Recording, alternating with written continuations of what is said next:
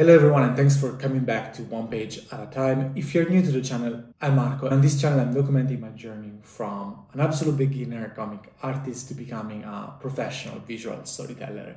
So this is week 5 of my journey, and I want to go straight to the story that I wrote in the past few days. I will put it on video right now so that you can pause the video and read it, because it's a one-page story, so it will take you literally 5 seconds to read it if you want. And this is a story that is very important to me for a number of reasons.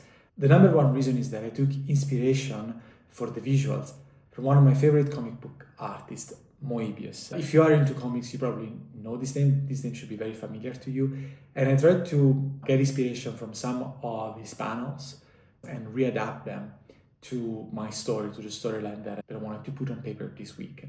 Clearly, they are not one-on-one identical. I also didn't want to have them one-on-one identical. I just wanted to steal a little bit in terms of composition, in terms of storyline, and in terms of structure. And also because I really love the line work that Moebius is capable of putting on paper. Now, another source of inspiration for the storyline was a Zen parable, a Zen story. And I need to say that for the past 5 stories, I took inspiration from Zen parables in some way or another.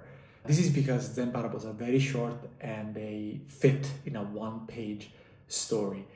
And this week, the stuff that I struggled the most with was the hatching and cross-hatching in general, giving depth and showing shadows on paper. I know that this is something that I really need to work on.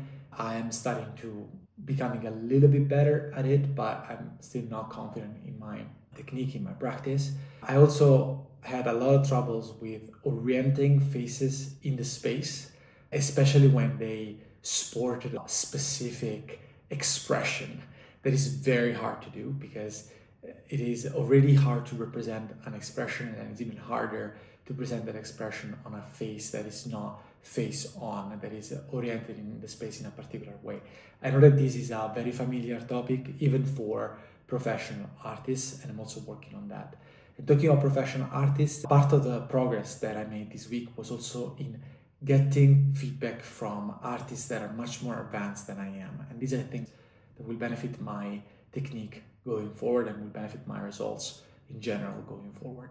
Guys, I wanted to keep it short on this specific update, so thank you very much for being with me on this journey. As usual, we will take it one page at a time. So see you next week. Signing off.